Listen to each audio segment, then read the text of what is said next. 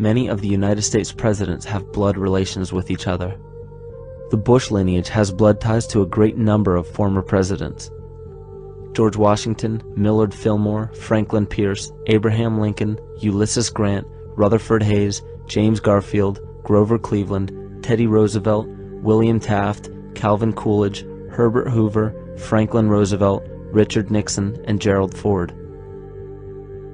Michael Tsarion points out in his work that Bush is closely related to every European monarch on and off the throne, and has kinship with every member of Britain's royal family. Bush's family tree can be documented as far back as the early 15th century. He has a direct descent from Henry III and from Henry VIII's sister Mary Tudor.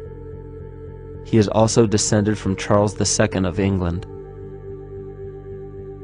And we also find that George W. Bush is a direct descendant of Godfrey de Bouillon. Godfrey was the first king of Jerusalem after he recaptured it from the Saracens, which was the name for the Islamic faith during the Middle Ages.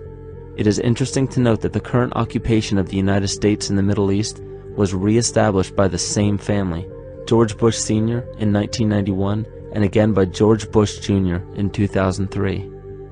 George Bush Jr. is then found to be a cousin to both opposing candidates of his 2 terms in office, Al Gore and John Kerry.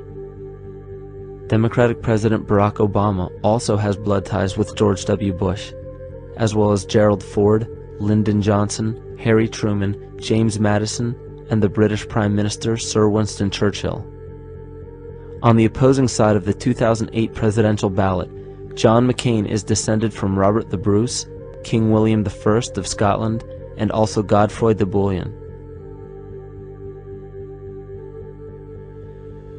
Probably one of the most interesting facets of the bloodline relations is the fact that the whole British royal family has descent from the Muslim prophet Muhammad through the Arab kings of Seville. This bloodline was passed through the kings of Portugal, Castile, and eventually down to King Edward IV. And this is a very, very different story from what you hear the media pumping out every day, being this idea of lineal superiority.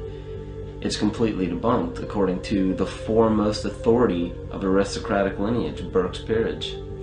And this just goes to show that there's the true story, and then there's the manufactured illusion, the front that's given to the public.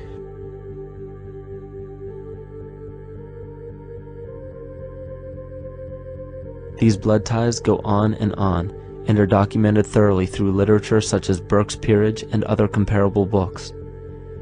The point of all of this is that we find not just the same people, but the same intent within the people who have held high positions of monarchy, dynasty, aristocracy, and democracy in the past and present, and they are all related by a physical and symbolic link.